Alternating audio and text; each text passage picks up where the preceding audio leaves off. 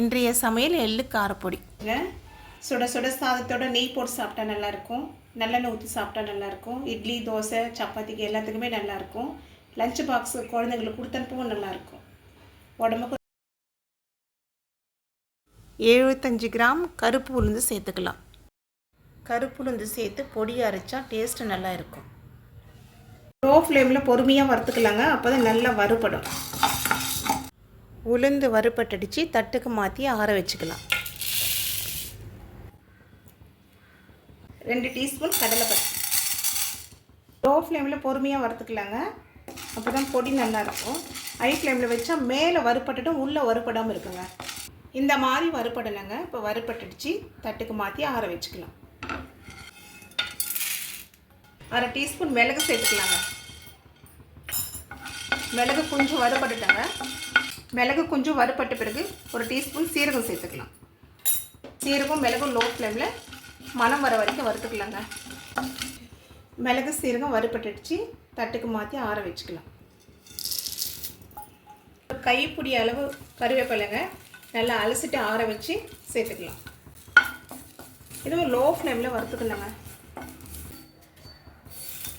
வறுபட்டுச்சுங்க, கிறிஸ்பியாக வந்துடுச்சு பாருங்கள்.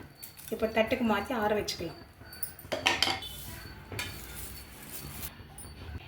50 கிராம் எள்ளு சேர்த்துக்கலாங்க. கருப்பு எள்ளு. எள்ளு பொரியிற வரைக்கும் லோ ஃப்ளேமில் வறுத்துக்கலாங்க. எள்ளு பொரிஞ்சிடுச்சு தட்டுக்கு மாற்றி ஆற வச்சுக்கலாம். தேவையான அளவு கல்லுப்பு சேர்த்துக்கலாங்க. கல்லுப்பு லைட்டாக வறுத்து சேர்த்துக்கலாங்க. உப்பில் ஈரம் இருக்கும். நம்ம பொடியில் சேர்க்கும் போது வறுத்து சேர்த்தோம்னா பொடி கெடாமல் இருக்கும். கல்லுப்பு தனியாக பவுலுக்கு மாற்றிக்கலாங்க. உப்பு மட்டும் தனியாக பவுலுக்கு மாற்றிக்கலாங்க. டேஸ்ட்டு பார்த்துட்டு அதுக்கப்புறமா சேர்த்துக்கலாம். 1/2 டீஸ்பூன் எண்ணெயை சேர்த்துக்கலாங்க. கொஞ்சமாக இந்த அளவு கட்டி பெருங்காயம் சேர்த்துக்கலாங்க. சேர்த்து வறுத்துக்கலாங்க. கட்டி பெருங்காயம் இல்லைன்னா கூட தூள் பெருங்காயம் கடைசியில் பொடி அரைக்கும் போது சேர்த்துக்கலாம். பெருங்காயம் வறுபட்டுடுச்சுங்க, தட்டுக்கு மாற்றி ஆற வச்சுக்கலாம்.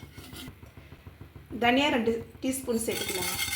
தனியா சேர்த்து 1 நிமிஷம் வறுத்துக்கலாங்க. 1 நிமிஷம் ஆயிடுச்சுங்க. ஒரு 10 காஞ்ச மிளகாய் 2 உடச்சி சேர்த்துக்கலாம். இந்த மாதிரி சேர்த்தோம்னா நல்லா ஈவனாக வறுபடுங்க மிளகாய். உங்கள் காரத்துக்கு ஏற்ற அளவு நீங்கள் காரத்தை சேர்த்துக்குங்க. கை விடாமல் மிளகாவை வறுத்துக்கிட்டே இருக்கணுங்க, இல்லைன்னா கருகிடும், டேஸ்ட்டு நல்லா இருக்காது. வறுத்துக்கிட்டே இருந்தால் நல்லா ஈவனாக வறுபடும். மிளகாய் தனியாக வறுபட்டுடுச்சுங்க. அது இப்போ தட்டுக்கு மாற்றி ஆற வச்சுக்கலாம்.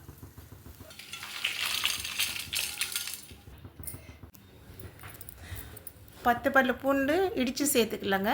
சேர்த்துட்டு ஒரு வாட்டி கலந்துட்டு ஸ்டவ் ஆஃப் பண்ணிடலாம். அந்த ஹீட்டுக்கு பூண்டு வறுபட்டுடும். வறுத்த பொருளெல்லாம் ஆற வச்சுக்கலாங்க. ஃபஸ்ட்டு மிளகாய், தனியா, கல்லுப்பு, பெருங்காயம் சேர்த்து அரைச்சிக்கலாங்க. கல்லுப்பு தேவையான அளவு சேர்த்துக்கலாங்க. மிளகாயோட கல்லுப்பு சேர்த்து அரைச்சா சீக்கிரமாக அரைப்படும். அரைச்சாச்சுங்க. இப்போ மற்ற சேர்த்துக்கலாம். இப்போ மற்ற பொருளெல்லாம் சேர்த்து அரைச்சிக்கலாங்க. சேர்த்து பல்ஸ் மோடில் வச்சு மறுபடியும் அரைச்சிக்கலாம். மற்ற பொருளெல்லாம் சேர்த்தாச்சுங்க. இப்போ பல்ஸ் மோடில் வச்சு அரைச்சிக்கலாம். பல்ஸ் மோடில் அரைச்சா தான் நல்லாயிருக்கும். இந்த அளவுக்கு 90% அரைச்சா போகிறோங்க. லைட்டாக கோர்ஸாக இருந்தால் போகிறோம். புளி வேணும்னா ஒரு 2 கொட்டை இல்லைன்னா 3 கொட்டை புளி சேர்த்துக்கோங்க. நான் சேர்க்கலாம். பூண்டு சேர்த்து ஒரு வாட்டி பல்ஸில் வச்சு எடுத்துடலாம்.